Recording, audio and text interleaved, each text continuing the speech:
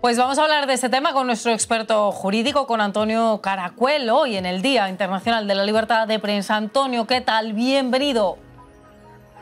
Hola, buenas tardes. ¿Cómo estás? Gracias. Muy bien. Nosotros aquí encantados de volver a verte en un día especial para la profesión, bueno, para toda la ciudadanía. La libertad de prensa es importantísima. Y queremos preguntarte lo primero, ¿no? ¿Cuál es la diferencia? ¿Qué se considera libertad de prensa y cuál sería la diferencia con la libertad de expresión? Porque, claro, hay que entender esta diferencia para empezar a hablar. Sí, exactamente. Toda persona, y lo regula, y es un derecho fundamental, toda persona tiene el derecho a la libertad de expresión, a manifestar lo que piensa, lo que quiere decir bajo cualquier tema. Y eso es un derecho fundamental que tiene cualquier persona. En cambio, la libertad de prensa es el exclusivo de los periodistas y de la prensa. Y a fin de cuentas es también a querer, a poder manifestar, a poder expresar las opiniones, el trabajo realizado, denunciar periodística, no denunciar desde el punto de vista penal, pero sí denunciar unos hechos que estén ocurriendo, como el reportaje que hemos visto anteriormente, que puede conllevar en un momento dado a poner en riesgo la propia vida del periodista, cuando estamos hablando del reportero de guerra, o no del reportero de guerra, sino cualquiera de estos hechos que habéis comentado anteriormente. Es decir, ambos derechos están recogidos en el artículo 20 de la Constitución. Creo que lo comentamos en un anterior programa también, el artículo 20, y el artículo 20, que es a manifestar libremente lo que piensa cualquier persona, y en concreto a lo que es a los periodistas, es el artículo 21, letra D, a comunicar o recibir libremente información veraz por cualquier medio de difusión. Y la ley regulará el derecho que hablaremos posteriormente de la cláusula de conciencia. Y este derecho, que también lo hablaremos, pues no puede limitarse, este ejercicio de este derecho no puede limitarse ni restringirse ni regularse por ninguna censura previa. O sea, que en España quiere decir que este derecho está regulado, está, bueno, bien definido. ¿Qué ocurre en Europa? Que ya sabes que nos encanta ver un poco la comparativa. En comparación, ¿estamos bien? ¿Vamos en la misma línea? Vamos en la misma línea, pero sí que me gustaría resaltar cómo sí está regulado expresamente como un derecho fundamental, el que acabo de comentar del artículo 20 de la Constitución, pero luego la ley, existe una ley de prensa, que habrá muchos periodistas que no lo sepan, y es una ley de prensa del año 1966, es decir, es una ley franquista, la que sigue rigiendo lo que regula la libertad de prensa o lo que es la prensa. Es verdad que históricamente en los siglos 19 y 20, pues sí se hicieron otras leyes de prensa con censura en el año 1879 o en el año 1883, y en el año 1938, después en plena guerra civil, la parte franquista pues también reguló, es una ley de prensa muy restrictiva. Fue en el año 66 y se consideró en aquellos años como una ley aperturista del entonces ministro Manuel Fraga Iribarne, y esa ley es la que sigue vigente. Es verdad que en el año 1977, con la ley de la reforma política, pues se derogaron algunos artículos, sobre todo el artículo 2, en el cual se permitía esta censura previa, que era lo más característico. Entonces tenemos no una regulación específica, la básica de la Constitución, pero una ley del año 1966. Fíjate. En el resto de Europa, pues existe como todo, como en botica. De los casi 180 países que hay algunos registros o algunos termómetros en los cuales miran por la salud de la libertad de prensa en todos los países europeos, pues España puede estar raspando lo que es el aprobado, raspando el aprobado, está por debajo de países de nuestro entorno como Alemania, donde se tienen las mayores ratios de transparencia, o Portugal, o Francia, o Inglaterra, pero estamos por encima de otros países. Es verdad que hay un termómetro, o hay alguno de Periodistas Sin Fronteras, o hay otro del propio Consejo de Estado, que no es un organismo de la Unión Europea, sino que es un organismo... Perdón, pero me ha dado un golpe de tos. No te preocupes, Antonio, que estamos todos ahí con la garganta pasando mal rato. Entonces, y ahí pues sí que España en el año 2022 se la condenó porque se decía que se estuvo espiando a periodistas. Yo quiero romper una espada por el periodismo y porque en España sí existe libertad de prensa, claramente, pero sí es verdad que por lo ocurrido en Cataluña y con los separatistas catalanes, sí que hubo una orden judicial por la cual se investigara a una serie de políticos catalanes. Dio la casualidad de que algunos de estos políticos o parejas de estos políticos eran periodistas y desde Cataluña pues sí se ha utilizado para decir que en España, con el famoso programa Pegasus, se estaba vigilando, se estaba espiando a los periodistas. Esto no existe. Yo estoy convencido, por supuesto que sí, que existe libertad de prensa en nuestro país, que esta libertad de prensa se lleva todos los efectos y que si hay algún tipo de control, pues no viene por el espionaje por los medios políticos, por las administraciones públicas. Como bien sabemos desde este medio, que es un medio privado, existen otras maneras pues, de dirigir o utilizar algunos medios de comunicación, que no es la censura y que no es la fuerza, sino que es el dinero. Hay algunos medios que están subvencionados, hay medios que reciben más dinero que otros y esta es una manera, si acaso, de romper la independencia, no la libertad de prensa, pero sí la independencia. El ejemplo más claro, sin acusar a nadie, son las televisiones públicas.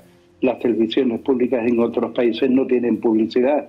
En este país, aparte de estar subvencionadas por los organismos públicos a nivel autonómico y a nivel estatal, pues se le permite también la publicidad, esa publicidad de la que viven todos los medios privados y que no reciben ninguna ayuda. Yo voy más el control de algunos medios por el tema económico que no porque un periodista en España pues pueda manifestar lo que piensa, escribir lo que quiere y claro ejemplo pues es tu programa, es Sol Andalucía y todos los que se emiten por esta cadena, por 101 Televisión. Pues nos quedan claras ya varias cosas, Antonio. Por un lado, que la libertad de prensa pues está regulada, es un derecho en España, que estamos más o menos ahí en un aprobado con respecto a otros países europeos. ¿Y la profesión del periodista está regulada? ¿Ahí cómo vamos? Ahí, bueno, pues este es una de las grandes o la gran asignatura pendiente que tiene el mundo del periodismo o no, porque existe una tendencia que es querer regular y ponerle puertas al campo, porque es decir que periodista sea únicamente pues aquella persona, como se ha manifestado en algunos colegios profesionales que existe, pues que tenga alguna titulación de licenciado pues en cualquiera de las ramas, en periodismo, comunicación audiovisual, ciencias de la información, grado en periodismo, grado en comunicación audiovisual. Pero luego, y esto se ha intentado, pero creo que incluso se han creado colegios profesionales, creo que no hay más de 7 colegios profesionales en España. Andalucía sí tiene un colegio andaluz de periodismo, Cataluña, Murcia, Castilla-León, Asturias, creo que son algunas comunidades autónomas que están intentando por una vía que solamente sea considerado periodista el que tenga la titulación. Por contrapeso, lo que ocurre en nuestro país y que tampoco se ha llevado a plasmar es editar lo que es un estatuto del periodista profesional para lo cual se tenga o no se tenga título. Es decir, hay muchos medios de comunicación escritos, de radio o incluso de televisión y hay muchos profesionales que realizan la profesión de periodista, realizan este trabajo que realizáis todo y no tienen una titulación universitaria. Existe ahí esa dicotomía, pero ningún gobierno en nuestro país se ha atrevido a regularlo ni a legislarlo, el estatuto profesional del periodista, que me consta, según la investigación que he realizado. Por contra, los colegios profesionales y el restringir que solamente pueda ejercer como periodista el que tenga título, tampoco es derrisivo en una profesión como la de periodista y en un territorio como es la Unión Europea, donde la competencia es libre, y en el resto de los países de nuestro entorno pues ocurre como estoy manifestando. El periodista es el que ejerce la profesión, por ejemplo, que tú estás realizando ahora. Y entonces, Antonio, sabiendo y entendiendo que falta esta regulación, como tú bien dices, ¿cuáles serían los derechos de los periodistas? ¿Dónde quedarían reflejados? Bueno, pues ahora mismo viene reflejado en el mismo artículo de la Constitución. Se recoge como los dos principios fundamentales para el periodista. Uno fundamental, que es la cláusula de conciencia, lo entiendo así, la cláusula de conciencia y el secreto profesional. La cláusula de conciencia es que nadie puede coartar a un periodista a decir o a escribir o a manifestar lo que él entiende o a opinar también sobre ese mismo tema. Y es más, se permite que un periodista que esté en un medio de comunicación y que la línea editorial de ese medio de comunicación haya cambiado y se le imponga al periodista ese cambio, pues que pueda renunciar recibiendo las indemnizaciones correspondientes. Es decir, se me ha contratado para hacer un trabajo, ahora se me está, entre comillas, coartando, se me está limitando, se me está dirigiendo, y yo tengo mi conciencia, tengo mi libertad de conciencia, y esa es la base fundamental de cualquier periodista libre e independiente, la pura expresión de la libertad de prensa. Es decir, que la libertad de prensa no me la coarten las administraciones, pero que tampoco me la coarten los medios de comunicación donde yo pueda estar trabajando. Hoy en día eso no suele ocurrir, pero sí de que un periodista significado que haya cambiado de un medio de comunicación a otro porque no esté de acuerdo con la línea editorial del medio en el que esté trabajando. Y el secreto profesional, por supuesto, que también es importantísimo, que es no manifestar las fuentes donde se ha vivido la noticia pues que haya declarado. Aquí, tanto este secreto profesional y la libertad de prensa y la libertad que tiene cualquier periodista y cualquier medio de comunicación, es completamente, es plena esta libertad, pero, como dijo aquel filósofo, choca mi libertad donde empieza la libertad de los otros.